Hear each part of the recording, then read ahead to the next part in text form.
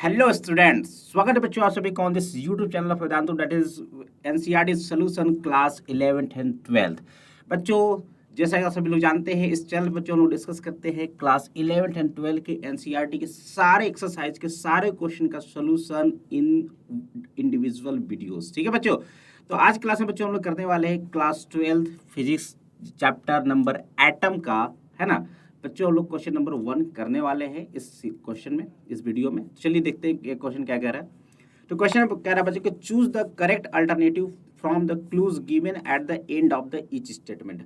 अपने पास बच्चों कुछ क्वेश्चन दे रखे हैं, 5 क्वेश्चन दे रखे हैं, और हर क्वेश्चन में अपने को फिल इन द ब्लैंक्स करना है जहाँ पे अपने को क्लू उसके लास्ट में दे रखा है। ठीक है भाई। और जो क्वेश्चन है बच्चों वो रदरफोर्ड मॉडल और थॉमसन मॉडल के बेसिस पे है।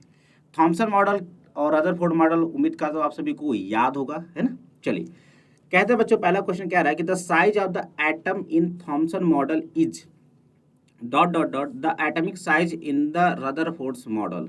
ठीक है, तो कह रहा है बच्चों कि the size of the atom in Thomson model, Thomson के मॉडल में जो एटम का साइज था, ठीक है, एटम का जो साइज था वो रदरफोर्ड के मॉडल में एटम साइज के क्या बराबर था, ज़्यादा था या कम था। तो बच्चों वो रदरफोर्ड का जो मॉडल था और जो थॉमसन का मॉडल था, उन दोनों मॉडल में जो एटम का साइज जो था बच्चों वो लगभग लगभग कंपेरेबल था, लगभग लगभग बराबर ही था। ठीक है, तो इसका आंसर हो जाएगा बच्चों नो डिफरेंट फ्रॉम, है ना। तो इसका आंसर हो जाएगा क्या, नो डिफरेंट फ्रॉम। ठीक है, मतलब दोनों में जो एटम का साइज था वो लगभग बराबर ही था।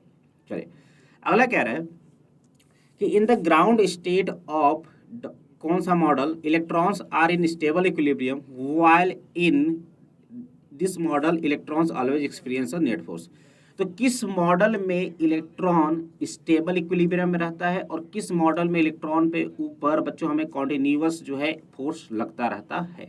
तो बच्चों जैसे कि आप सभी लोग पता है, थॉमसन मॉडल में बच्चों थॉमसन ने क्या बताया था कि जो इलेक्ट्रॉन्स होते हैं एक चार्ज स्फीयर में जिस तरीके से तरबूज के बीज लगे रहते हैं, उसी तरीके से बच्चों ये इलेक्ट्रॉन्स भी लगे रहते हैं। ठीक है, वो कोई मोशन वगैरह नहीं करते हैं, राइट।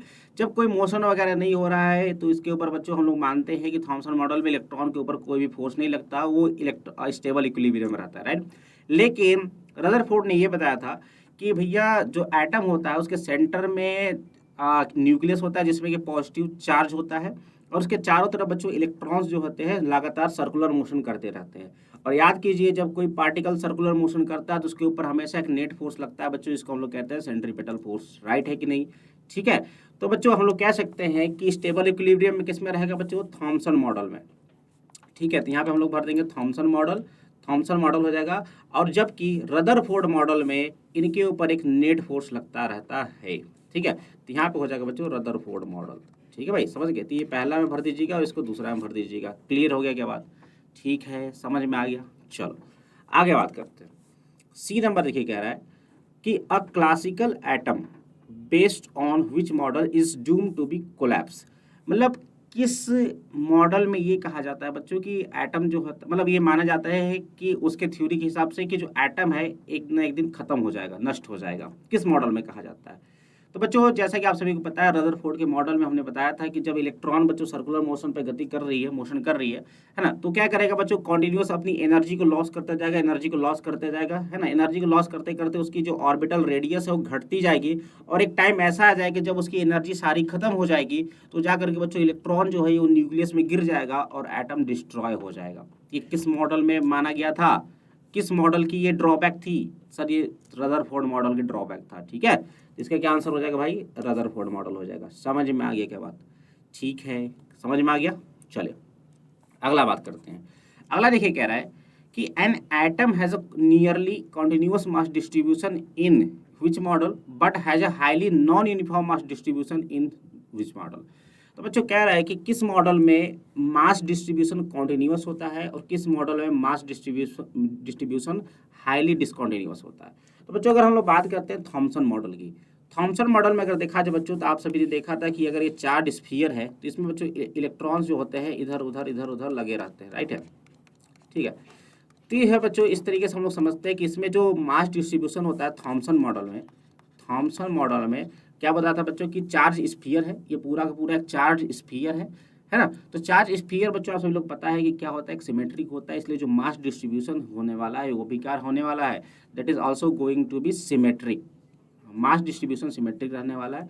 लेकिन रदरफोर्ड मॉडल में ये बताया गया कि रदरफोर्ड मॉडल में बताया गया बच्चों कि जो न्यूक्लियस होता है उसके पास पूरा का पूरा मास होता है और जो कि एक छोटे से जगह पे सेंटर्ड होता है और इसके चारों तरफ बच्चों इलेक्ट्रॉन सर्कुलर मोशन में गति करते रहते हैं। ठीक, तो बच्चों यहाँ पे देख सकते हैं कि जो पूरा एटम है उसका पूरा का पूरा मास देखा जाए तो एक पर्टिकुलर जगह पे क्या है बच्चों, सेंटर्ड है और इधर कोई भी मास नहीं है, बहुत कम मास है, इलेक्ट्रॉन का मास बहुत कम होता है एज कम्पेयर टू न्यूक्लियस। ठीक है, तो इसमें क्या होता है बच्चों, रदरफोर्ड मॉडल में जो मास डिस्ट्रीब्यूशन होता है वो डिसकंटिन्यूअस होता है। क्या होता है, डिसकंटिन्यूअस होता है। ठीक है, चलिए तो यहाँ पे आप लोग भर सकते हैं कि an atom has a nearly continuous mass distribution, इसमें तो सर थॉमसन मॉडल में ये हो जाएगा पहला वाला, और दूसरे वाले में भर देंगे रदरफोर्ड मॉडल में क्या होता है बच्चों, नॉन यूनिफॉर्म मास डिस्ट्रीब्यूशन होता है। क्या बात समझ में आ गई सभी को?